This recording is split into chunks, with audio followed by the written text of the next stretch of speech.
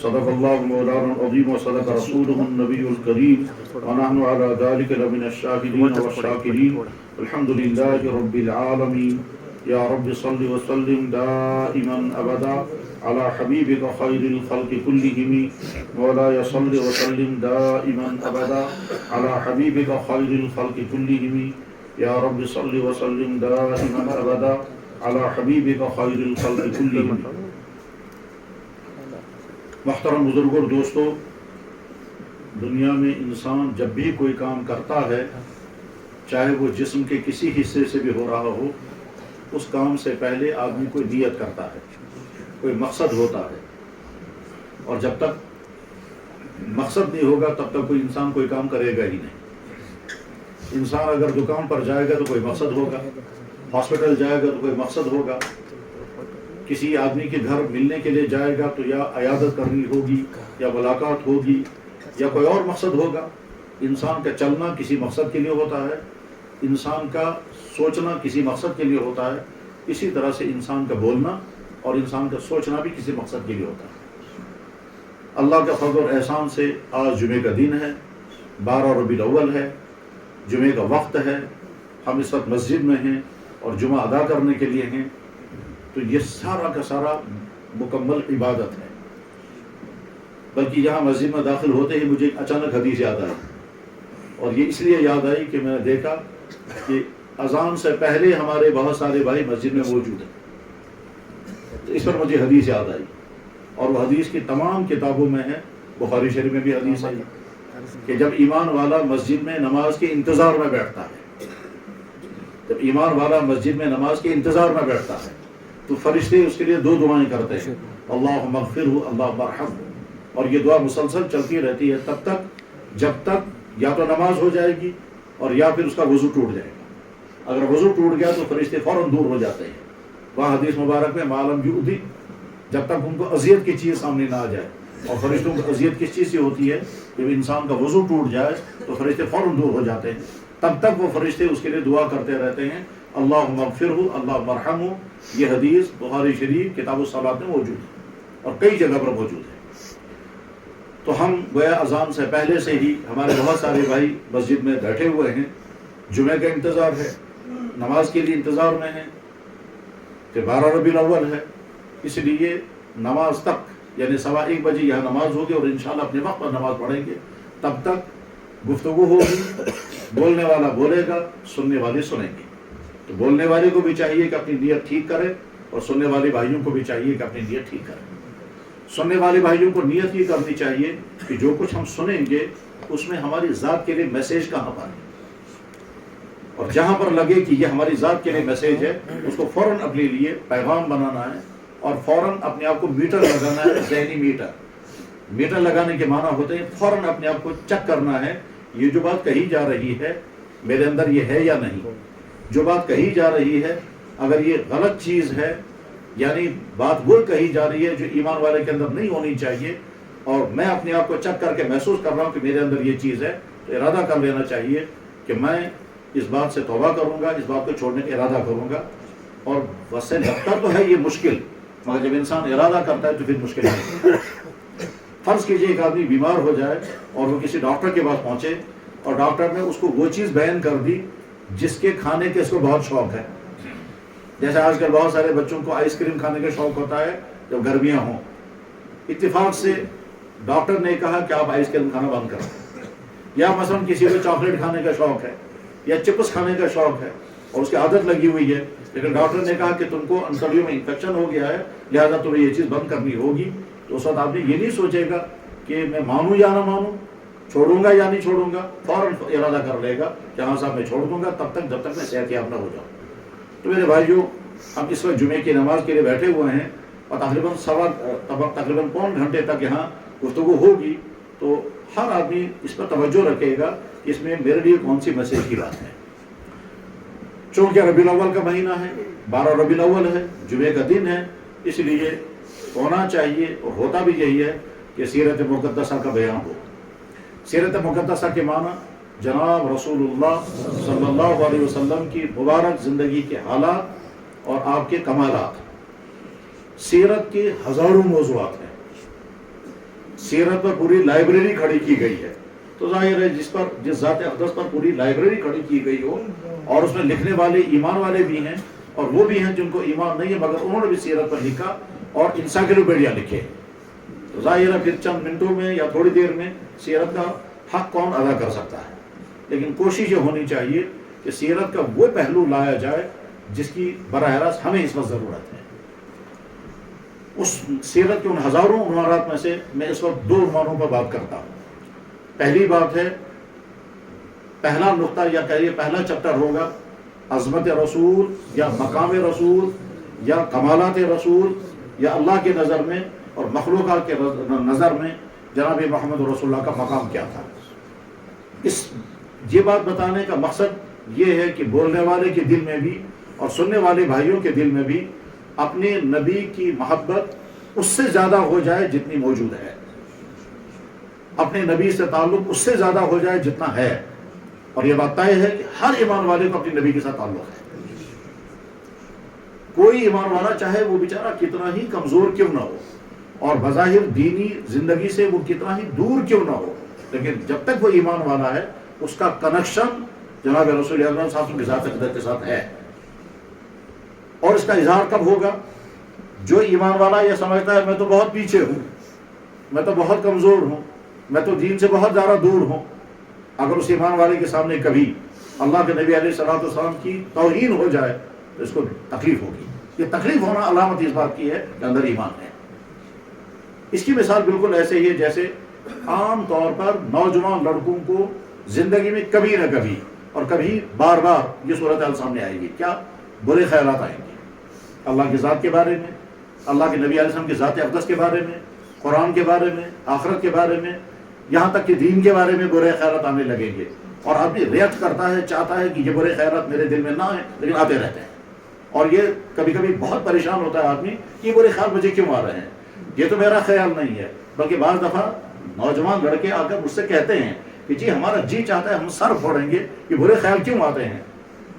تو جواب اس کا یہ ہے کہ جناب رسول اللہ صلی اللہ علیہ وسلم کے سامنے بھی یہ صورتحال بہت سارے صحابہ نے پیش کی، اور اللہ کے نبی علیہ السلام نے یہ سن کر فرمایا یہ تو تمہارے ایمان والے ہونے کی علامت ہے۔ برے خیالات تمہیں آ رہے ہیں اور تم چاہتے ہو یہ برے خیال نہ آئیں، تو یہ علامت اس بات کے تم اندر ایمان ہے۔ صحابہ حیران بھی ہو گئے، خوش بھی ہو گئے کہ جس چیز کو ہم سمجھ رہے تھے ایمان ختم ہو گیا، اسی چیز کو اللہ کے نبی فرما رہے یہ ایمان کی علامت ہے، اور واقعتاً وہ ایمانی کی علامت ہوتی ہے، اسی لیے جی چاہتا ہے کہ یہ برے خیالات نہ آئیں، اور کچھ عرصے تک یہ برے خیالات آتے رہیں گے، اس کا پھر ہٹ جاتے ہیں۔ لیکن اگر خدا نخواستہ برے خیالات اس کے دل میں جم گئے اور اس نے برے خیالات کو اپنی سوچ بنا لیا، اور اس کے بعد ان برے خیالات کے مطابق ہی اس نے اپنا عقیدہ بنا لیا، تو اس کا مطلب یہ ہے کہ کفر جم گیا۔ ٹھیک اسی طرح سے کمزور ایمان والا اگر اس کے سامنے اللہ کے نبی علیہ السلام کی کسی بھی پہلو سے گفتگو کی جائے تو اس ایمان میں اضافہ ہو جاتا ہے، اور اگر خدا نخواستہ اس کے سامنے توہین کی کوئی بات ہو جائے تو اس کو تکلیف ہوگی، غصہ آئے گا، ناگواری ہوگی۔ یہ ناگواری ہونا ایمان کی علامت ہے۔ تو مقام رسول بیان کرنے کا مقصد اللہ کے نبی علیہ السلام کی محبت ہمارے دل میں پہلے سے زیادہ ہو جائے، اور اس کے بعد دوسرا عنوان ہوگا نمونہ رسول۔ اللہ کے نبی علیہ السلام نے اپنے نبی کو دنیا کے تمام انسانوں کے لیے رول ماڈل بنایا، اور یہ اللہ تعالیٰ خود اعلان کرتے ہیں۔ تو جب اللہ نے اپنے نبی کو دنیا کے تمام انسانوں کے لیے نمونہ بنایا تو اس کے لازمی معنی یہ ہے کہ ان کی ذات کے اندر وہ تمام چیزیں رکھی ہوگی جو دنیا کے تمام انسانوں کے لیے وہ رول ماڈل بن سکے۔ یہ تو نہیں ہو سکتا کہ اللہ تعالیٰ کہیں گے میرا نبی دنیا کے تمام انسانوں کے لیے نمونہ ہے، مگر بہت سارے انسان کہتے ہیں صاحب ہمارے لیے تو اس میں کوئی نمونہ ہے ہی نہیں۔ ایسا نہیں ہو سکتا۔ اللہ کے نبی کی ذات اقدس میں تمام وہ چیزیں جمع ہیں جو دنیا کے ہر طبقے، ہر فرد، ہر قسم کے انسان کے لیے نمونہ بن سکے گا۔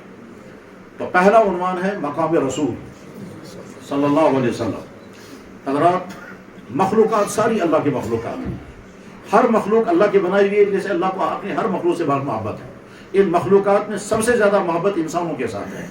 چاہے انسان اللہ کو نبی مانتے ہوں پھر بھی اللہ تعالیٰ شان کہتے ہیں میری مخلوق ہے، یہ میرے بندے ہیں۔ اس لیے نافرمانوں کو بھی اللہ مخاطب بناتے ہیں، تو کبھی نافرمان کہہ کر نہیں بلکہ اپنا بندہ کہہ کر مخاطب کرتے ہیں۔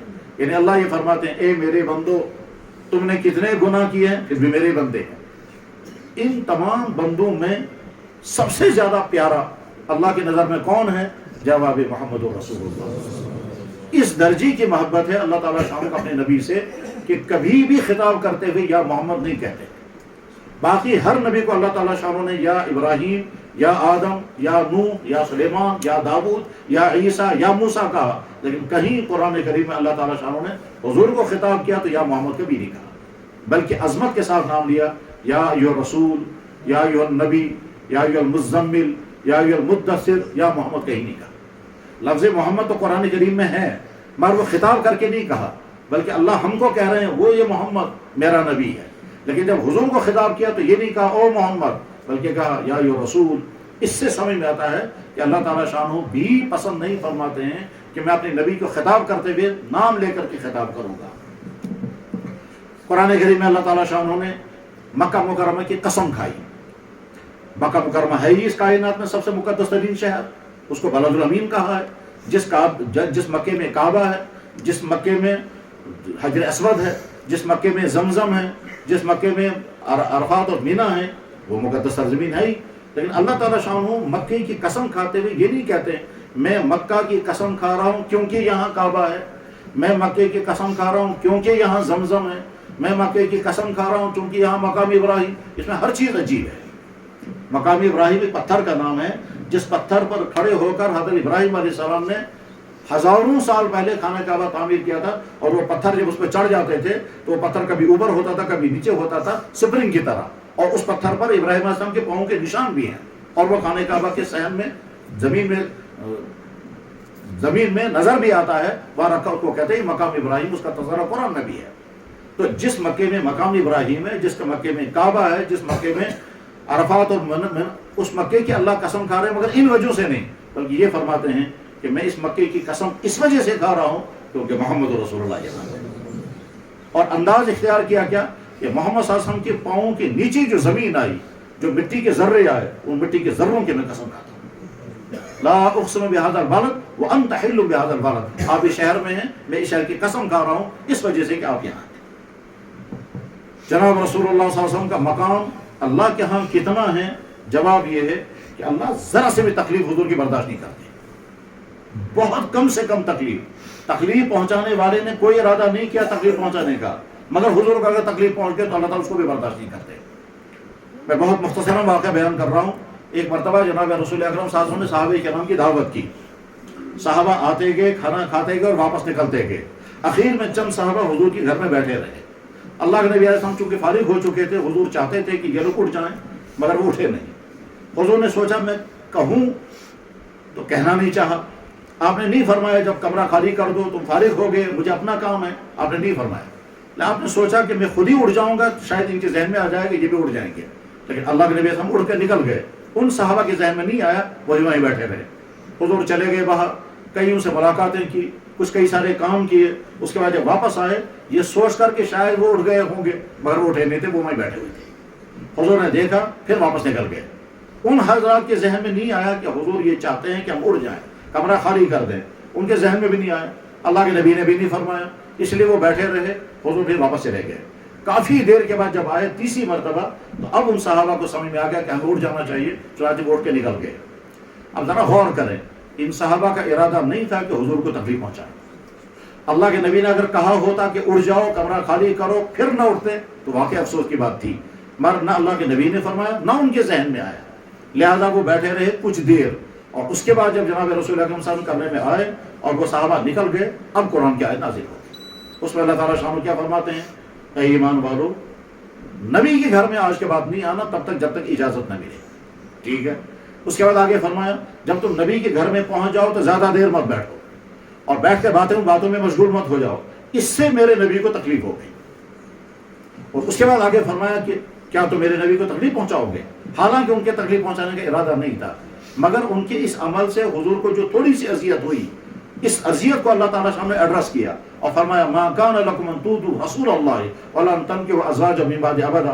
تمہاری ہرگز زیبا نہیں ہے کہ میرے نبی کو تم تکلیف پہنچاؤ. اس کے بعد آگے فرمایا جو میرے نبی کو تکلیف پہنچائے گا اس کو دنیا اور آخرت میں لعنت. اتنا سخت جملہ کس کے بارے میں؟ ظاہر ہے وہ عمل جو ہوا تھا صحابہ سے ہوا تھا. اس سے سمجھ میں آتا ہے کہ اللہ تعالیٰ شانہ اپنے نبی کے متعلق ذرا سے بھی برداشت نہیں کرتے.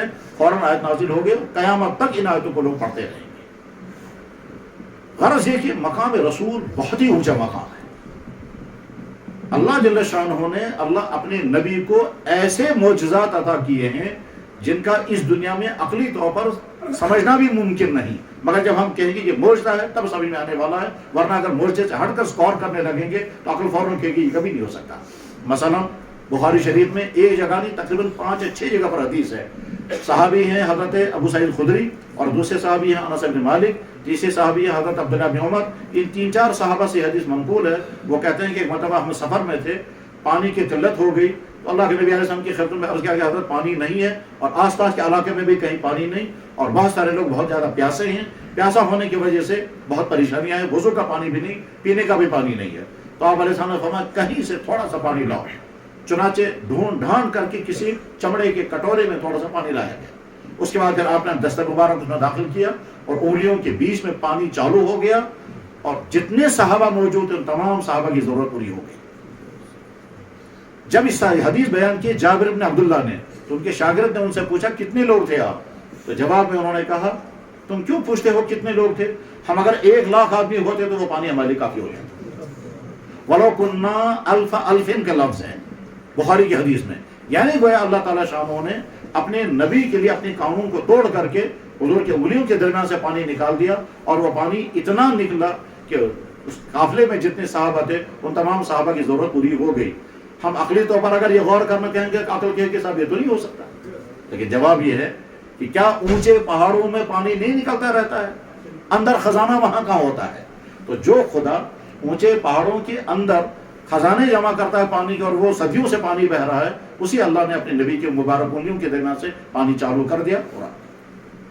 اللہ کے نبی علیہ السلام کا مقام یہ تو ہے معجزات کے اعتبار سے، اخلاق کے اعتبار سے اللہ کے نبی علیہ السلام کا مقام اتنا اونچا ہے کہ اس سے اونچا مقام اس کائنات میں کسی انسان کا نہیں. یہ طے ہے کہ آدم سے لے کر کے آج تک اور آج کے بعد سے قیامت تک اخلاقی سطح جتنی بلند محمد رسول اللہ صلی اللہ علیہ وسلم کی تھی اتنی بلند سطح کسی انسان کی نہیں ہے، ہو بھی نہیں سکے گی.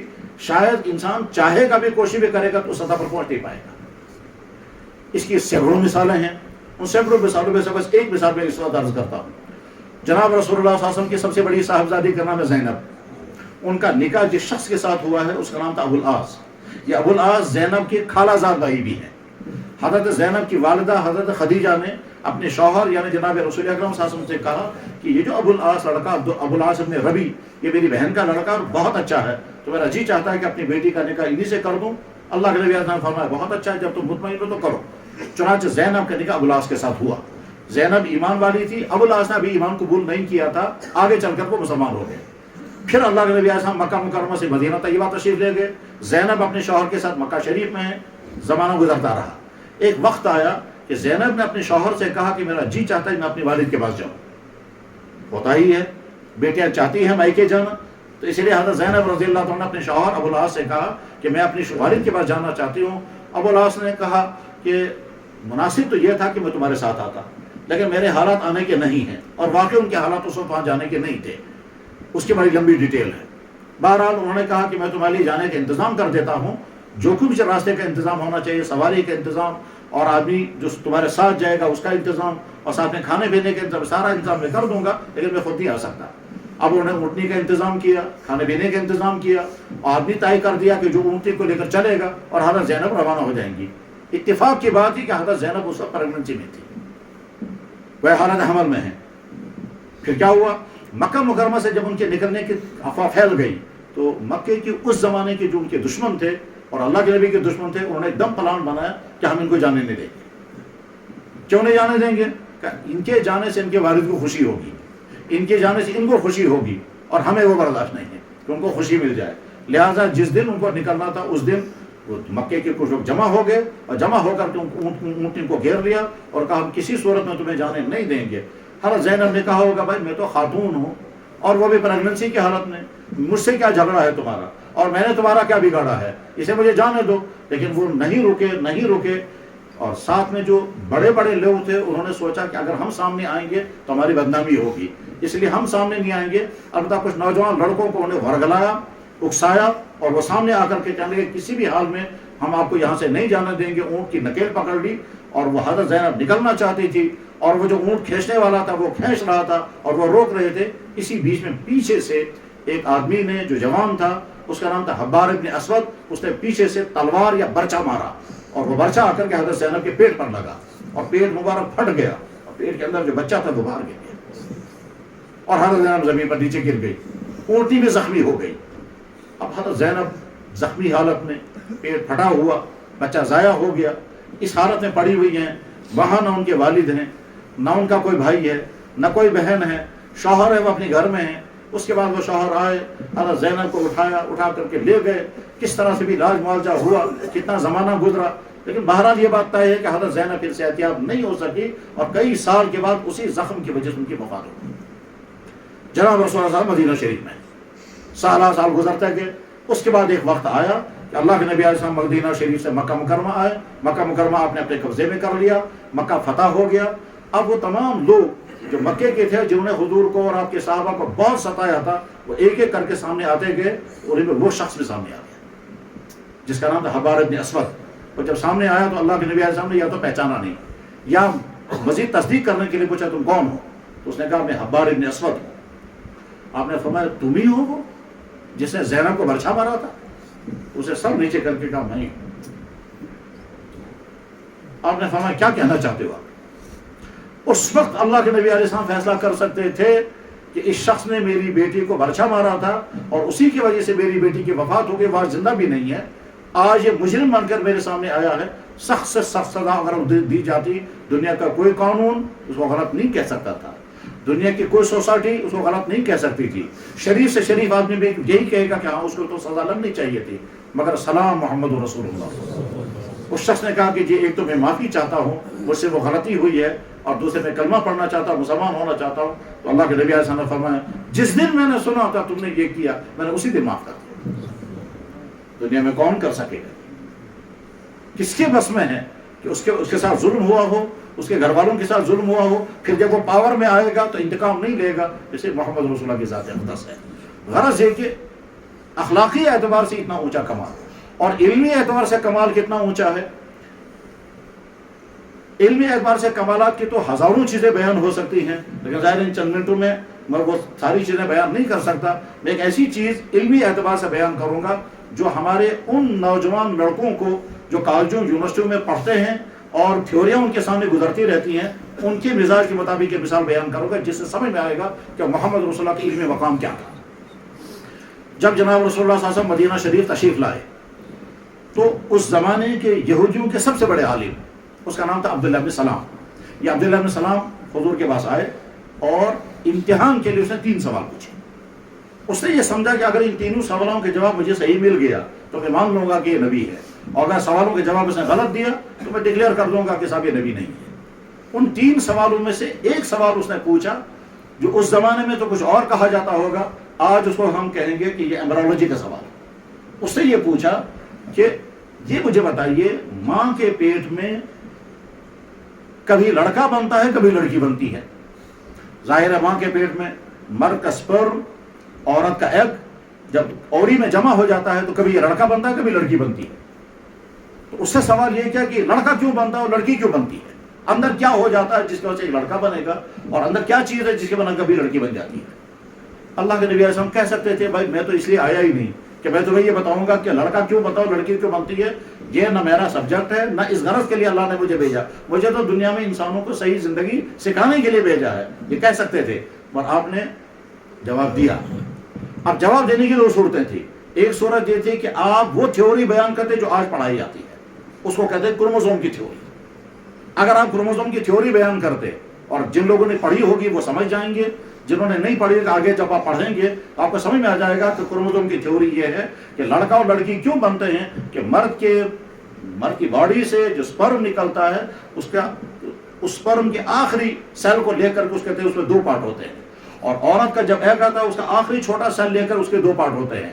عورت کے سیل میں 2 پارٹ ہیں, دونوں کا نام ڈبل ایکس رکھا گیا, اور مرد کے جسم سے نکلنے والا جو سیل ہو اس کا پارٹ, اس کا ایک نام وائی رکھا گیا, ایک نام ایکس رکھا گیا. اور یہ وائی اور ایکس اس لیے نام رکھا کہ ان کی شکل ویسی ہے, ایک کی شکل وائی جیسی ہے اور ایک کی شکل ایکس جیسی ہے. اب یہ دونوں آپس میں ملتے ہیں، تو اگر وائی ایکس کے ساتھ مل گیا تو لڑکا بنتا ہے، اور اگر ایکس ایکس کے ساتھ مل گیا تو لڑکی بنتی ہے. یہ آج کی تھیوری ہے اور تقریباً کنفرم ہے. میڈیکل کالجوں میں یہ ڈیٹیل میں پڑھائی جاتی ہے. سائنس کے اسٹوڈنٹ اس کو اچھی طرح سے پڑھ سکتے ہیں، سمجھ سکتے ہیں، اس کی ساری ڈیٹیل بیان کرنے کا نہ وقت ہے نہ وہ میرا موضوع ہے. لیکن میں حوالہ دے کر کے کہتا ہوں کہ کروموزوم کی تھیوری کی بنیاد پر آج کا میڈیکل سائنس بتا دیتا ہے کہ لڑکا کیوں بنتا ہے اور لڑکی کیوں بنتی ہے. بلکہ یہاں سے ایک بات اور سمجھ سکتے ہیں، وہ یہ کہ ہمارے معاشرے میں اگر لڑکی پیدا ہوتی ہے تو الزام دیتے ہیں عورت کو. عام طور پر لوگ کہتے ہیں اب صرف کوئر جمع، وہ الزام دیا عورت کو کہ تمہاری وجہ سے لڑکی پیدا. حالانکہ الزام کسی پر نہیں آنا چاہیے، اور اگر آ سکتا ہے الزام تو مرد پر آنا چاہیے. کیوں؟ اس لیے کہ اس کا وائی ایکٹیویٹ نہیں ہوا، اس کا ایکس ایکٹیویٹ ہو تو لڑکی بن گئی. تو گویا لڑکا اور لڑکی بننے میں میٹر کرتا ہے مرد کا نطفہ، عورت کا نطفہ نہیں. مرد کے نطفے میں اگر وائی آگے چلا گیا اور ایکس کے ساتھ مل گیا تو لڑکا بن جائے گا، اور مرد کے نطفے میں اگر وائی پیچھے رہا اور ایکس آگے چلا گیا اور ایکس ایکس کے ساتھ میچ کر گیا تو لڑکی بن جائے گی. تو گویا مرد کے نطفے کے نتیجے میں لڑکا اور لڑکی بنتی ہے. عورت کے ہاں تو دونوں صورتوں میں ڈبل ایکس ہے. سوال یہ ہے یہاں سے کون سی چیز آئی؟ اگر وائی آ گیا تو لڑکا بنے گا، ایکس آ گیا تو لڑکی بنے گی. کون آئے گا یہ کسی کی بس میں نہیں ہے. یہ تو جب نطفہ آگے چلے گا تو یا وائی آگے چلا جائے گا یا ایکس آگے جائے گا. کون آگے جائے گا یہ کسی کی بس میں نہیں ہے. بہرحال یہ ہے آج کی تھیوری. جناب رسول اللہ صلی اللہ علیہ وسلم کے سامنے جب یہ سوال آیا تو اگر آپ جواب دیتے غلط، نعوذ باللہ من ذالک، تو آج کی تمام تھیوری والے کہتے دیکھو تمہارے نبی نے غلط جواب دیا. اور اگر آپ جواب دیتے تھیوری کو بنیاد بنا کر، تو ان لوگوں کو سمجھ میں نہیں آتا یہ کون سی بات ہمیں سنائی جا رہی ہے. وہ زمانہ تھیوریوں کا زمانہ نہیں تھا. تو اس لیے آپ نے جو لینگویج اس وقت استعمال فرمائی، جو ٹرم آپ نے استعمال فرمائی، وہ ایسے الفاظ استعمال کیے کہ ان کو بھی سمجھ میں آ گیا اور آج کی تھیوری کے ٹھیک مطابق. آپ نے فرمایا یسبق ماء الرجل علی ماء المرأة وتسبق ماء المرأة علی ماء الرجل. مرد کا نطفہ آگے چلا جاتا ہے تو لڑکا بنتا ہے، اور عورت کا نطفہ آگے آ جاتا ہے تو لڑکی بن جاتی ہے. یعنی اس کا مطلب یہ کہ وہاں عورت کا ایکس آ گیا اور یہاں کے ایکس کے ساتھ مل گیا تو لڑکی بن جائے گی، اور مرد کا وائی آگے چلا گیا اور ایکس کے ساتھ مل گیا تو لڑکا بن جائے گا. اور جو ساری تھیوری یہی کہتی ہے. چنانچہ پچھلے 100 سال میں ایمبرالوجی کا جو سب سے بڑا ماہر انسان گزرا ہے دنیا میں، ان کا نام تھا ڈاکٹر کیتھ مور. اس نے جدے کی کانفرنس میں اعلان کرتے ہوئے کہا تھا مسلمانوں تم کو نہیں معلوم ہے کہ تمہارے نبی نے 1400 سال پہلے وہ بات بیان کی ہے جو آج ہم سائنسدان کہتے ہیں. مقام رسول ایسا ہے. غرض یہ کہ جناب محمد رسول اللہ کا مقام انتہائی اونچا مقام ہے. اللہ نے اعلان کیا یہ میرا نبی، فرشتوں نے اعلان کیا یہ نبی، تمام مذہبی کتابوں میں ہے یہ ہمارا نبی، تورات میں موجود ہے اللہ کے نبی، انجیل میں موجود ہے یہ اللہ کے نبی، یہاں تک کہ ویدوں میں بھی موجود ہے. اور محمد رسول اللہ کا پورا تعارف کرایا گیا، ان کا نام مبارک، کہاں وہ پیدا ہوں گے اس زمین کا تعارف، کہاں چلے جائیں گے اس کا تعارف، ان کی زندگی کیسے گزرے گی، ساری باتیں ویدوں کے اندر بھی موجود ہیں. اور اگرچہ ان ویدوں میں ایڈیشن در ایڈیشن ہوتے رہے ہیں، لیکن آج بھی وہ شلوک موجود ہیں جن شلوکوں کا مطلب صرف محمد رسول اللہ اور کوئی نہیں ہے. کلکی اوتار ان کی کتاب میں لکھا ہوا، جگت گرو ان کی کتاب میں لکھا ہوا، اس کو ہم کہتے ہیں آخری نبی، اسے ہم کہتے ہیں سرکار دو عالم صلی اللہ علیہ وسلم. تو محمد رسول اللہ کا مقام انتہائی اونچا مقام. ایک مرتبہ اللہ کے نبی علیہ السلام نے کچھ لوگوں کی اسلام کی دعوت دی. انہوں نے بڑی توہین آمیز انداز میں کہا آپ کیسے نبی ہو سکتے ہیں، آپ کی حیثیت ہی نبی بننے کی نہیں ہے. لیکن انداز چونکہ بہت حقارت کا تھا، توہین کا تھا، اس لیے اللہ کے نبی کے دل کو بہت دکھ ہو گیا، اور حضور مایوسی کے عالم میں واپس آ رہے تھے تو وحی نازل ہو گئی. اس میں اللہ تعالیٰ شاہ نے بہت محبت کے انداز میں فرمایا آپ کیوں مایوس ہو گئے؟ ایک شخص نے یا چند آدمیوں نے آپ کو کہا آپ اللہ کے نبی نہیں، آپ مایوس کیوں ہو گئے؟ میں اعلان کرتا ہوں آپ میرے نبی. چند لوگوں نے کہا آپ مسلمان نبی نہیں ہیں. کل آپ کہہ دیجئے نا جواب میں میرا اللہ اعلان کرتا ہے میں نبی ہوں، تمہارے انکار کرنے سے کیا ہوگا. غرض ہے کہ مقام رسول انتہائی اونچا مقام، انتہائی اونچا مقام ہے. اور میرے بھائی اگر ہم کشمیری اس بات پر غور کریں کہ ہم تک ایمان کی دولت کیسے پہنچی ہے، اس کی لمبی تاریخ ہے. اس لمبی تاریخ کے پیچھے ایک نقطہ یہ بھی ذہن میں رکھنا چاہیے کہ ہم تک ایمان پہنچ جائے اس کی فکر خود جناب رسول اکرم صلی اللہ علیہ وسلم نے کی ہے. وہ کیسے کہ شاہ ہمنا رحمہ اللہ تعالیٰ کو خواب کے ذریعے تربیت کروائی. یعنی ایک بزرگ کو خواب میں آئے اللہ کے نبی علیہ السلام اور فرمایا میرے خاندان کے بچہ تمہارے پاس آئے گا اس کی تربیت کرنا. اور ادھر سے شاہ ہمدان چھوٹے بچے تھے، ان کے خواب میں حضور نے فرمایا کہ تم فلانے کے پاس جاؤ. چنانچہ شاہ ہمدان جو میر محمد ہمدانی وہ اس بزرگ کے پاس پہنچے جن کا نام تھا خواجہ محمود مزدخانی، اور وہ انتظار میں تھے میرے پاس کون آنے والا ہے جس کی بشارت مجھے اللہ کے نبی نے دی ہے، انتظار میں تھے۔ شاہ ہمدان پہنچے، محمود مزدخانی رحمہ اللہ تعالیٰ ان کی تربیت کی، علمی تربیت، اخلاقی تربیت، روحانی تربیت، سال تک ان کو تیار کیا۔ اب جب شاہ ہمدان تیار ہو گئے، اس کے بعد شاہ ہمدان کشمیر تشریف لائے ہیں اور پھر جہان اسلام کی باہر آ گئے۔ تیار کس نے کرایا؟ اللہ کے نبی علیہ السلام نے۔ کہاں؟ بذریعہ خواب۔ غرض یہ کہ مقام رسول انتہائی اونچا مقام ہے۔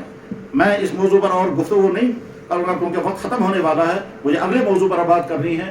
میں نے عرض کیا تھا کہ میں عرض کروں گا عظمت رسول اور محمد رسول اللہ حیثیت نمونہ۔ میرے بھائی، اس کائنات میں ذہین سے ذہین انسان بھی اپنے لیے نمونہ چاہتا ہے۔ ہم نمونے کے بغیر زندگی نہیں گزار سکتے۔ کپڑے پہنیں گے تو دیکھیں گے ٹرینڈ کیسی ہے، مکان بنائیں گے تو دیکھیں گے آج کل لوگ مکان کیسے بناتے ہیں، بزنس کریں گے تو دیکھیں گے لوگ کیسے بزنس کرتے ہیں، ہم بھی ویسے کریں گے۔ یعنی انسان دائیں بائیں کو غور کرتا ہے، دیکھتا ہے آج کل لوگ کیا کر رہے ہیں، ہم بھی ویسے ہر چیز میں۔ ذہین سے ذہین انسان بھی ٹریڈیشن کو ایوائڈ نہیں کر سکتا، ذہین سے ذہین انسان بھی چلنے والے مزاج کو، ویو کو نظر انداز نہیں کر سکتا۔ یہ کہ انسان کی مزاج میں اللہ نے رکھا ہے کہ تم کسی نہ کسی کو اپنا رول ماڈل بناؤ گے۔ اس لیے اللہ تعالیٰ شاہ اعلان کرتے ہیں میں نے دنیا کے تمام انسانوں کے لیے رول ماڈل بنایا محمد رسول اللہ۔ اس رول ماڈل بنانے کے معنی کیا ہیں؟ جواب بہت شارٹ میں عرض کر رہا ہوں، بڑی توجہ کے ساتھ سنتے رہیں۔ جتنے نوجوان ہیں وہ اپنے لیے رول ماڈل بنائیں گے محمد رسول اللہ کو، ان کی جوانی کو، جس جوانی میں کوئی داغ نہیں، جس زمانے میں کوئی کمی نہیں۔ ثبوت اس کا یہ ہے کہ آگے چل کر کے جب آپ نبی بنے اور جن لوگوں نے آپ کی مخالفتیں کی، آپ پر الزامات لگائے، ان میں سے ایک شخص بھی یہ نہیں کہہ سکا کہ آپ کی زمانے میں یہ داغ تھا۔ انہوں نے مخالفتیں ضرور کی، رکاوٹیں ضرور ڈالی، غلط الزامات بھی لگائے، شاعر کہا، مجنون کہا، پاگل کہا، بے وقوف کہا، یہ ساری کہیں، لیکن کیریکٹر پر کوئی انگلی نہیں اٹھا سکا۔ کوئی نہیں کہہ سکا کہ آپ کی جوانی میں یہ کمیاں تھیں۔ جو جوانی میں کمیاں ہوا کرتی ہیں، لہٰذا دنیا کے ہر جوان کے لیے، خصوصاً آج کے دور میں جو ہمارے نوجوان جوانی کی زندگی گزار رہے ہیں، تمہاری جوانی تمہارے ہاتھوں میں امانت ہے۔ اس امانت کو تم کسی رول ماڈل کے ساتھ چلاؤ گے۔ کسی کا رول ماڈل ہوگا فلم اسٹار، کسی کا رول ماڈل ہوگا کرکٹر، کسی کا رول ماڈل ہوگا فٹ بالر، کسی کا رول ماڈل ہوگا کوئی اور۔ اللہ یہ کہتے ہیں کہ تمہارے لیے رول ماڈل ہے محمد رسول اللہ۔ اس لیے ہر جوان اپنے لیے رول ماڈل بنائے گا محمد رسول اللہ کو۔ ان کی جوانی میں کہیں کوئی داغ نہیں تھا۔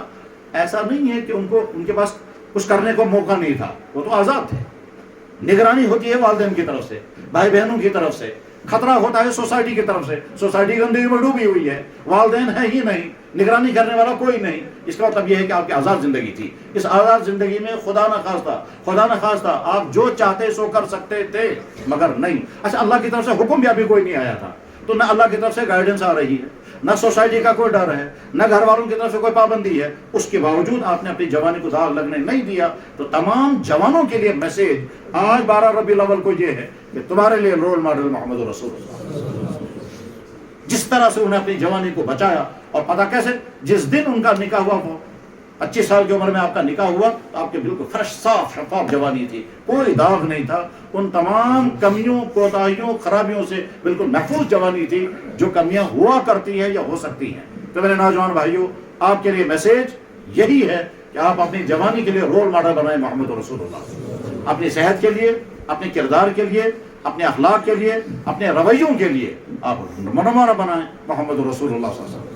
اس کے بعد جب نکاح ہوگا تو نکاح ہونے کے بعد پھر آپ کی نئی زندگی شروع ہوگی، اور وہ فیملی لائف ہوگی، ازدواجی زندگی۔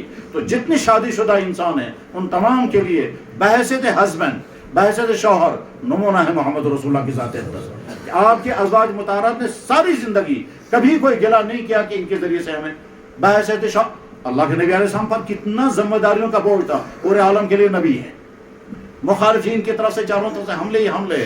اتنی مصروف زندگی میں بھی آپ نے اپنے ازواج مطہرات کو کبھی کوئی تکلیف نہیں ہونے دی۔ ثبوت اس کا یہ ہے کہ ازواج مطہرات سب کی زندگی موجود ہے۔ خدیجہ الکبریٰ سے لے کر کے حضرت صفیہ تک 11 ازواج مطہرات تھے، اور ایٹ اے ٹائم آپ کے نکاح میں 9 ازواج مطہرات رہی ہیں۔ کسی ایک خاتون کی زبان پر بھی کبھی نہیں آیا کہ ان کی وجہ سے ہم کو تکلیف ہو گئی۔ اللہ کے نبی علیہ السلام اپنی مشغولیات کی وجہ سے ہمارا حق پورا نہیں کر رہے ہیں، فاقے بھی لگے ازواج مطہرات کو، مگر انہوں نے برداشت کیا، لیکن گلا کبھی نہیں ہوا۔ تو ہر شوہر کے لیے نمونہ بحیثیت شوہر کے کون؟ محمد رسول اللہ۔ اپنی بیویوں کے ساتھ اتنا اچھا سلوک کرو کہ تمہاری بیویاں کہنی چاہیے جیسا شوہر ہمیں ملا ہے اس سے اچھا شوہر، اور وہ تبھی بن سکیں گے جب نمونہ ہوگا محمد رسول اللہ۔ جناب رسول اللہ صلی اللہ علیہ وسلم نے بزنس بھی کیا، نبی بننے سے پہلے بھی کیا، نبی بننے کے بعد بھی کیا۔ ٹھیک، بزنس میں دنیا میں ساری دنیا میں بزنس ہوتا ہے، ایمان والے بھی بزنس کرتے ہیں، غیر ایمان والے بھی بزنس کرتے ہیں۔ بزنس کرنے والوں کے لیے نمونہ محمد رسول اللہ بحیثیت تاجر۔ آپ نے بحیثیت تجارت جب بزنس کی، بحیثیت تاجر کے، تو آپ کسٹمر کو یہیں سے بتاتے ہیں اس مال کے اندر یہ خرابی ہے۔ آپ کے ساتھ ایک لڑکا تھا، ملک شام میں بزنس کرنے کے لیے تشریف لے گئے تھے، تو جب آپ کسٹمر کو یہیں سے بتاتے ہیں اس مال میں یہ خرابی ہے، اس کے اندر یہ خوبی ہے، تو جو آپ کے ساتھ وہ کہتا تھا آپ عجیب انسان ہیں، آپ یہیں سے کہتے ہیں اس سے تو ہمارا نقصان ہوگا۔ تو آپ نے فرمایا میں کبھی کسی خریدار کو دھوکہ نہیں دے سکتا۔ بزنس کی دنیا میں کمنٹ، وعدے کرنا اور کمٹمنٹس عموماً غلطیاں ہوتی ہیں، دکانداروں کو بھی کسٹمروں کو بھی وقت پر پیمنٹ نہیں آتی ہے، وعدے کرتے ہیں، وعدے پورے نہیں کرتے ہیں۔ اب دیکھیے محمد رسول اللہ صلی اللہ علیہ وسلم کی ذات اقدس، نبی بننے سے پہلے ایک آدمی کے ساتھ کوئی ڈیلنگ چل رہی تھی، اس آدمی نے کہا کہ صاحب ہم یہ بات پکی کریں گے، میں پہلے گھر جاؤں گا، میں واپس آؤں گا، پھر آپ کے ساتھ بات پوری کروں گا۔ اللہ کے نبی صلی اللہ علیہ وسلم نے فرمایا ٹھیک ہے میں انتظار کروں، اس نے کہا آپ انتظار کریں گے۔ وہ چلا گیا گھر، وہاں گھر جا کر کوئی مشغولیت ہو گئی، وہ آ نہیں سکا، نہیں آ پایا، بھول گیا، یہاں تک کہ دوسرا دن گزر گیا، تیسرے دن اسے خیال آیا کہ میں نے ان سے کہا تھا کہ میں آؤں گا تو شاید وہ انتظار کر رہے ہوں گے، اب وہ انتظار وہاں کہاں کر رہے ہوں گے، چلو ان کے گھر میں جاتا ہوں۔ چنانچہ وہ گھر آئے اور حضرت خدیجہ کبریٰ سے پوچھا وہ کہاں ہیں، حضرت خدیجہ کبریٰ نے فرمایا کہ 3 دن سے وہ گھر آئے ہی نہیں۔ اس کے بعد ڈھونڈتے اسی جگہ پہنچے ہیں تو اللہ کے نبی صلی اللہ علیہ وسلم وہیں انتظار کر رہے تھے کیونکہ وعدہ کیا ہوا تھا۔ تو آپ نے اتنا فرمایا تم نے مجھے بہت انتظار کرایا، میں وعدہ خلافی نہیں کر سکتا تھا، میں نے سوچا اگر تم یہاں آؤ گے میں یہاں نہیں ملوں گا تم کو تکلیف ہوگی، اس لیے میں یہی کھڑا انتظار کرتا ہوں۔ کون کر سکے گا یہ؟ تو تمام بزنس مینوں کے لیے نمونہ محمد رسول اللہ بحیثیت تاجر۔ دنیا میں بے شمار انسانوں کے ہاتھ میں عہدے آتے ہیں، عہدہ چاہے چھوٹا ہو چاہے بڑا ہو، اس عہدوں کا کیا استعمال ہوتا ہے سب لوگوں کو معلوم ہے۔ عہدوں کا غلط استعمال بھی ہوتا ہے دنیا میں، کرسیوں کا غلط استعمال بھی ہوتا ہے اور عہدوں کا صحیح استعمال بھی ہوتا ہے۔ کرسی پر بیٹھ کر کے انسان لوگوں کو راحت بھی پہنچاتا ہے، کرسی پہ بیٹھ کر کے کبھی کبھی انسان کے ذریعے سے دوسروں پر ظلم بھی ہوتا ہے، زیادتیاں بھی ہوتی ہے۔ اللہ کے نبی علیہ السلام کے پاس بھی عہدہ تھا، ایک طرف سے وہ نبی ہیں پورے عالم کے لیے، دوسری طرف سے وہ مدینے کے سربراہ مملکت اسلامی کے ذمہ دار ہے، لیکن پوری زندگی میں آپ کے ذریعے سے کسی انسان کو کبھی کوئی تکلیف نہیں پہنچی، حتیٰ کہ آپ کے دشمنوں کو بھی نہیں۔ اور عہدے کا استعمال کتنا کیسے کیا کہ اللہ کے نبی علیہ السلام 10 لاکھ مربع میل کی مملکت کے حکمران ہیں، عراق سے لے کر کے شام تک بیچ کا جتنا خطہ ہے اس پہ آپ کی حکومت چل رہی تھی، لیکن جب دنیا سے رخصت ہونے والے تھے تو حضور کے گھر میں کھانے کا کوئی انتظام نہیں تھا۔ زکوٰۃ آتی تھی اپنے گھر والوں کے لیے حرام کر دی تھی، زکوٰۃ آتی ہے مالداروں سے غریبوں میں تقسیم ہوتی ہے، حضور کے گھر میں فاقہ تھا۔ اور بخاری میں حدیث ہے کہ جب جناب رسول اللہ صلی اللہ علیہ وسلم دنیا سے رخصت ہوئے، اس حال میں رخصت ہوئے ہیں کہ آپ نے اپنی زرہ ایک یہودی کے پاس بند رکھی تھی تاکہ اس سے اناج لیں، ایک یہودی سے جو لیا گیا، خریدا گیا اور وہ ازواج مطہرات میں تقسیم کیا گیا کہ اس جو کو کوٹو، اس کا آٹا بناؤ، پھر ستو بنا کر کے وہی کھاؤ، اس کے علاوہ میرے پاس کوئی انتظام نہیں ہے۔ حضور کی زرہ اس یہودی کے پاس بند رہی، وہ چھڑا نہیں سکے۔ حضرت عائشہ فرماتے ہیں، بخاری میں حدیث ہے اور چپٹر ہے وفات النبی، یعنی اللہ کے نبی صلی اللہ علیہ وسلم جب دنیا سے رخصت ہوئے تو اس وقت کیا کیا ہوا ہے، ان میں سے ایک واقعہ یہ ہوا ہے کہ حضور دنیا سے رخصت ہو گئے، ان کی زرہ یہودی کے پاس بند رہی، وہ چھڑا نہ سکے کیونکہ پیسہ تھا ہی نہیں۔ اس حال میں اللہ کے نبی علیہ السلام دنیا سے رخصت ہو گئے کہ آپ نے اپنے ازواج مطہرات کے لیے کوئی سرمایہ نہیں چھوڑا، کوئی بیلنس نہیں چھوڑا، گھر میں اناج کا دانہ بھی نہیں تھا۔ اس حال میں اللہ کے نبی دنیا سے رخصت ہو گئے۔ پھر ازواج مطہرات کا گزر بسر کیسے ہوتا تھا، وہ کیا کھاتی تھی، وہ بعد کا مسئلہ ہے، لیکن اللہ کے نبی علیہ السلام نے اپنی حکومت کو اپنے لیے دولت جمع کرنے کا ذریعہ نہیں بنایا۔ نمونہ محمد رسول اللہ دنیا کے ہر انسان کے لیے ہے۔ تو دنیا میں بیماری آئیں گی، گھبرانا نہیں ہے، کیونکہ اللہ کے نبی علیہ السلام کو بھی تکلیف آئی، جسمانی تکلیف بھی آئی، آپ پر جادو بھی کیا گیا، آپ پر حملے بھی ہوئے، آپ کو زخمی بھی کیا گیا، آپ کو زہر بھی دیا گیا، زہر بھی دیا گیا، اس کے اثرات بھی ہوئے، جادو کیا گیا، اس کے اثرات بھی ہوئے، آپ پر حملہ کیا گیا، آپ زخمی بھی ہو گئے، اور اتفاقاً ایک مرتبہ خود بھی زخمی ہو گئے۔ گھوڑے سے گر گئے اور آپ کی ٹانگ زخمی ہو گئی، 1 مہینے تک بیٹھ کر کے آپ نے نماز پڑھی ہے، وہ اس کا مطلب یہ ہے کہ بیماری کی ساری قسمیں آپ نے فیس کی ہیں۔ اب اگر زندگی میں کبھی بیماری آئے تو کبھی مایوس نہیں ہونا چاہیے، بس ہمارے ذمہ یہ ہے بیماری آ گئی، علاج کریں گے، پرہیز کریں گے، خدمت کریں گے، دعائیں کریں گے، بیماری اللہ کا فیصلہ ہوگا دور ہو جائے گی، اللہ کا فیصلہ ہوگا بیماری کے ساتھ دنیا سے رخصت ہوں گے۔ اللہ کے نبی علیہ السلام 63 سال کی عمر میں دنیا سے رخصت ہو گئے، آپ نے کوئی گلا نہیں کیا یا اللہ مجھے تو ابھی ساری دنیا میں دین پھیلانا تھا۔ تو بیمار کے لیے نمونہ بھی محمد رسول اللہ، کہ زبان پر کبھی گلا نہیں آنا چاہیے، یاد رکھنا چاہیے بیماری میں کبھی زبان پر بد کلامی آ جاتی ہے، خدا میں کیا کروں اس کو، میں کیا اس کو روشی سنوں، میں کیا اس کو روتی ہے، میں کم کما اس کے میں، اس طرح کے جملہ زبان پر نہیں، نہ زبان نہ ذہن میں گلا آنا چاہیے نہ زبان پر۔ اور آخری بات یہ ہے کہ دنیا میں انسانوں کو انسانوں کے ساتھ زندگی گزارنی ہے، ماں باپ کے ساتھ، بیوی بچوں کے ساتھ، بھائیوں بہنوں کے ساتھ، پڑوسوں کے ساتھ، دوستوں کے ساتھ۔ کمپنیاں ہر ایک کی الگ الگ ہیں، ماں باپ کے ساتھ رہنا ہے، بھائیوں کے ساتھ رہنا ہے، بیویوں کے ساتھ رہنا ہے، کسٹمروں کے ساتھ رہنا ہے، دفتر میں اپنے کولیگوں کے ساتھ رہنا ہے، ماتحتوں کے ساتھ رہنا ہے۔ ہر آدمی انسانوں کے ساتھ زندگی گزارے گا۔ اب ہمارا رویہ انسانوں کے ساتھ کیا ہونا چاہیے؟ محمد رسول اللہ ہونا چاہیے۔ آپ علیہ السلام نے والدین تو تھے ہی نہیں آپ کے، اسے ہم نہیں کہہ سکتے کہ اللہ کے نبی نے والدین کے ساتھ کیا سلوک کیا، لیکن آپ نے جو کچھ بتایا اس سے زیادہ بہتر اولاد کو کوئی میسج نہیں دے سکتا کہ ماں باپ کے ساتھ کیا کرنا چاہیے۔ آپ کی اولادیں ہیں، حضرت زینب 4 بیٹیاں ہیں، 3 بیٹے تھے، بیٹے تو بچپن سے دنیا سے رخصت ہو گئے، بیٹیاں زندہ میں رہیں، تو اپنی بیٹیوں کے ساتھ آپ کا رویہ کیسا تھا، اپنے دوستوں کے ساتھ، یہاں تک کہ اپنے دشمنوں کے ساتھ کیسا رویہ تھا؟ نمونہ محمد رسول اللہ صلی اللہ علیہ وسلم۔ ایک حدیث سنا کے بعد ختم کرتا ہوں۔ اللہ کے نبی علیہ السلام کا ارشاد مبارک ہے، بخاری میں حدیث ہے، آپ نے فرمایا اب غزر الرجال الی اللہ العلد الخصم، اللہ کی نظر میں بہت قابل نفرت ہے وہ انسان، اللہ فرماتے ہیں مجھے بہت زیادہ بغض ہے اس انسان سے جو انسان العد الخصم ہوگا۔ العد الخصم ایسا انسان جس کا رویہ، جس کا بیہیویئر، جس کا طرز عمل اتنا خراب ہو کہ ہر انسان اسے دور رہنا چاہتا ہے، ہر انسان اپنے آپ کو اس سے بچاتا ہے، ہر انسان کہتا ہے بھائی اس سے تو دور رہنا بہتر ہے، یہ بہت خراب انسان ہے۔ تو اللہ کے نبی علیہ السلام نے فرمایا کہ اللہ کہتے ہیں مجھے بھی اس سے نفرت۔ اس کے مطلب کیا ہے؟ اس حدیث کا اپوزٹ مفہوم یہ ہے کہ اللہ کے نبی یہ چاہتے ہیں کہ میرا امتی باپ اگر ہے تو بہترین باپ بن کر کے دکھاؤ کہ تمہاری اولاد کہنی چاہیے جیسا ہمارا اچھا باپ ہے ایسا کسی کا نہیں۔ تم اولاد ہو تو تمہارے والد کہنا چاہیں جتنا اچھا میرا بیٹا ہے اتنا کسی کا بھی نہیں۔ تم بھائی ہو تو تمہارے بھائیوں کے ساتھ رویہ ایسا ہونا چاہیے کہ بھائی کہنا چاہے جتنا اچھا میرا بیٹا، یعنی اچھے باپ، اچھا بھائی، اچھا شوہر، اچھا دوست، اچھا کسٹمر، اچھا دکاندار، اچھا افسر، اچھا کلیگ، اچھے بنو، اتنے اچھے بنو کہ کسی کو تم سے کوئی گلا نہ ہو۔ محمد رسول اللہ اس کے لیے نمونہ ہے۔ اور اللہ کے نبی علیہ السلام نے اخیر عمر میں جب آپ دنیا سے رخصت ہونے والے تھے، آخری 2-3 دن بچے تھے، تو مسجد میں نہیں آ سکتے تھے، بیماری کی وجہ سے مسجد میں امامت حضرت صدیق اکبر کو عطا کر دی تھی۔ صدیق اکبر نماز پڑھا رہے تھے، ایک دن حضور نے سوچا میں مسجد میں جاؤں گا اور چند ضروری باتیں کہنی ہیں، چنانچہ مسجد کے لیے جب چلے تو چل نہیں پا رہے تھے۔ بخاری میں حدیث ہے کہ اللہ کے نبی علیہ السلام نے یہ ہاتھ ایک صحابی کے کندھے پر رکھا، دوسرا ہاتھ دوسرے صحابی کے کندھے پر رکھا، اور وہ دونوں صحابی آہستہ آہستہ لے کر چلے۔ یہ صحابی تھے حضرت علی اور حضرت عباس، ان کے کندھوں پر ہاتھ رکھ کر آہستہ آہستہ چلتے آئے۔ حضرت عائشہ فرماتے حضور پاؤں بھی نہیں اٹھا پا رہے تھے، زمین سے اس طرح چل رہے تھے کہ زمین میں نشان لگ رہے تھے ریت پر، کیونکہ مسجد نبی میں ریت تھی۔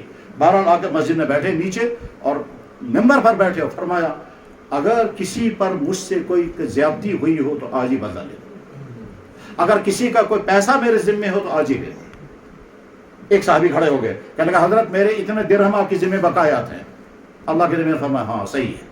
پھر فرمایا آپ نے اپنے چچیرے بھائی قسم کو قسم ان کا پیسہ ادا کر دینا۔ انہوں نے کہا حضرت بالکل ٹھیک ہے۔ دوسرے صحابی کھڑے ہو گئے، کہنے لگے یا رسول اللہ آپ جب فرما رہے ہیں کہ کسی پر زیادتی ہوئی ہو تو بدلہ لے لو، آپ نے مجھے ایک مرتبہ ڈنڈا مارا تھا، مجھے اس کا بدلہ چاہیے۔ اللہ کے نبی نے فرمایا کہاں؟ انہوں نے کہا حضرت فلاں جگہ پر جب فلاں جگہ یہ ہو رہا تھا آپ نے مجھے ڈنڈے سے پیچھے کہا تھا پیچھے ہٹ جاؤ، تو آپ نے میری پیٹ پر ڈنڈا مارا تھا، میں پیچھے ہٹا تھا، وہ آپ نے ڈنڈا مارا تو اس کا بدلہ مجھے دے دیا۔ تمام صحابہ حیران ہو گئے کہ یہ آدمی بدلہ لینے کے لیے تیار ہے۔ بہرحال وہ کھڑا ہو گیا، آگے آیا، حضور نے فرمایا ضرور بدلہ لے لو، واقعی میں نے تم کو ڈنڈے سے پیچھے مارا۔ اس نے کہا یا رسول اللہ جب آپ نے ڈنڈا مارا تھا تو اس وقت میرا پیٹ ننگا تھا اور آپ کے پیٹ پر اس وقت کپڑا ہے، میں اگر اوپر سے ڈنڈا ماروں گا تو بدلہ برابر نہیں ہوگا، اس کا کپڑا ہٹا لیجئے۔ آپ علیہ السلام نے کپڑا اوپر اٹھایا، وہ سامنے آ کر کے اس نے یہاں پر بوسہ لیا، اور بوسہ لینے کے بعد اس نے کہا مجھے یہی بدلہ لینا۔ گویا اللہ کے نبی علیہ السلام یہ چاہتے ہیں کسی کا مجھ سے کوئی گلا نہ ہو۔ हमारे रोल मॉडल मोहम्मद रसूलुल्लाह। हम ऐसी ज़िंदगी गुजारें कि हमारे माँ बाप का हमसे गिला न हो, हमारे बीवी बच्चों का हमसे गिला न हो, हमारे भाइयों का हमसे गिला न हो, किसी कस्टमर को, इस दुकानदार से गिला न हो। अच्छा बाप, अच्छा शौहर, अच्छा दामाद, अच्छा दोस्त, अच्छा पड़ोसी, अच्छे से अच्छा बनो, इतने अच्छा बनो कि कोई आदमी हमसे गिला न करे। मोहम्मद रसूलुल्लाह हमारे नमूना है। आप अच्छे ही अच्छे थे, दुनिया में कोई आदमी आपकी उंगली नहीं उठा सकता। अल्लाह जल्ल शानुहु अपने नबी की मोहब्बत हमें अता फरमाए। और दौर वो है कि उम्मत मुस्लिमा मुसलसल अपने नबी से दूर होती जा रही है। और बहुत ताज्जुब की बात यह है और खुशी की बात यह है कि बहुत सारे वो जो ईमान से महरूम थे वो नबी की तरफ आ रहे हैं, और यहाँ से बहुत सारे हमारे भाई दूर जा रहे हैं। ये बहुत दर्दनाक चैप्टर है कि किस तरह से वहाँ से इधर आ रहे हैं और किस तरह से यहाँ से उधर जा रहे हैं। हर आदमी देखे कि अल्लाह ने मुझे ईमान की दौलत अता फरमाई, मुझे अपने नबी की उम्मत में पैदा फरमाया, और मुझे नेमत अता फरमाई, नेमत ईमान। मेरे हाथ में दामन है मोहम्मद रसूलुल्लाह सल्लल्लाहु अलैहि वसल्लम का। याद रखें मेरे भाई, गुनाह अगर हों तो अल्लाह माफ़ कर देंगे, लेकिन ईमान को अपने हाथ से नहीं जाने देना है। हम मोहम्मद रसूलुल्लाह के उम्मती हैं और अल्लाह के बंदे हैं। अल्लाह हमारा अल्लाह है, मोहम्मद रसूलुल्लाह हमारा नबी है, दीन इस्लाम हमारा दीन है। अल्लाह भी हक, मोहम्मद रसूलुल्लाह भी हक, दीन इस्लाम भी हक, कुरान भी हक। गलतियां हो जाएंगी, हमारा अल्लाह कहता है मैं माफ़ करने के लिए तैयार हूँ, मगर तुम अपने ईमान पर जमे रहना। और ईमान का मैसेज यही है कि हमारे लिए नमूना मोहम्मद रसूलुल्लाह सल्लल्लाहु अलैहि वसल्लम। व आखिर दावाना